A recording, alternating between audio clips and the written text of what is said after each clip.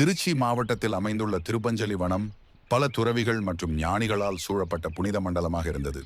இவ்விடத்தில் தங்கி கடும் தவம் மேற்கொண்டவர் தால்பிய மகரிஷி. இவருக்கே சீடராக இணைந்தவர் குணசீல மகரிஷி.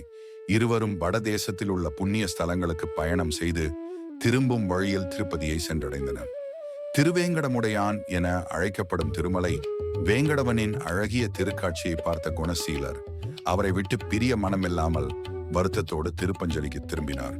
ஊருக்கு திரும்பிய பின்பும் திருப்பதியை மறக்க முடியாமல் காவிரியில் நீராடி திருவேங்கடவனை நினைத்தபடியே கடும் தவத்தில் ஈடுபட்டார். காலங்கள் உருண்டோட கடும் மழையிலும் இடியிலும் அவரின் தவம் தொடர்ந்தது. இவ்வாறு அவரது தவத்திற்கு மகிழ்ந்த திருவேங்கடமுடையான் கருட வாகனத்தில் கோடி சூரிய பிரகாசத்துடன் குணசீலரின் ஆசிரமத்தில் தேவியர் சூழ எழுந்தருளினார். அந்த திவ்ய தரிசனத்தை கண்ட குணசீல மகரிஷி பெருமாளை வணங்கி ஒரு வேண்டுகோளை வைக்கிறார். நீங்கள் திருப்பதியில் மட்டுமின்றி இவ்விடத்திலும் இக்காவிரி கரையில் மத்திய திருப்பதி எனும் பெயரில் அருள் புரிய வேண்டும் என்று.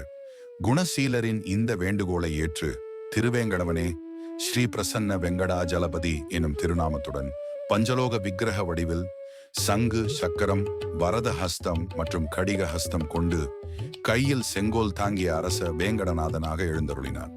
திருமார்பில் திருமகளை தாங்கிய திருக்கோலத்தில் அவர் பக்தர்களுக்கு அருள் பாலிக்க தொடங்கினார். இந்த தரிசனம் அளிக்கப்பட்ட இடம் பின்னாளில் குணசீல மகரிஷியின் பக்தியின் நினைவாக குணசீலம் என அழைக்கப்பட்டது. இவ்விடத்தில் பெருமாள் எழுந்தருளிய பின்பு குணசீல மகரிஷி மற்றொரு ஆசிரமத்தில் பணிக்காக செல்ல வேண்டிய நிலை ஏற்பட்டது. தன் சீடனிடம் பெருமாளின் பூஜை பொறுப்பை ஒப்படைத்து சென்று விட்டார். ஆனால் அந்த காலத்தில் குணசீலம் ஒரு வனப்பகுதி. காட்டினுள் விலங்குகள் அட்டகாசம் செய்ததால் சீடன் அங்கிருந்து வெளியேறிவிட்டான். இதனால் பெருமாளின் சிலை இருந்த குடில் காலியானது. நேர்கொண்டான் போல் அந்த சிலை புற்றில் மூடப்பட்டு விட்டது. பல ஆண்டுகள் கழித்து ஞானவர்மன் எனும் மன்னன் ஆட்சி செய்த காலத்தில் ஒரு விசித்திரம் நிகழ்ந்தது. அவரது பசுக்கள் காட்டுக்குள் சென்று புல் மேய்ந்துவிட்டு திரும்பும் போதும் அவர்களின் மடியில் பால் கறக்கவே இல்லை.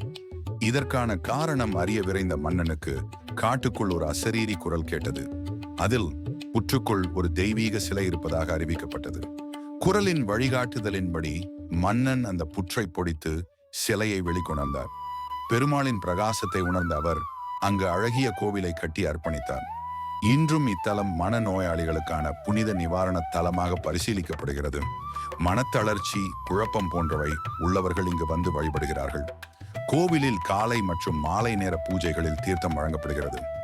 மனநோயாளிகளுக்காக இலவசமாக தங்கும் மறுவாழ்வு மையம் ஒன்று இயங்குகிறது. திருப்பதிக்கு செல்ல இயலாதவர்கள் குணசீலம் எனும் மத்திய திருப்பதியில் அவர் அருளை அனுபவிக்கலாம் என்பதே இத்தலத்தின் சிறப்பு.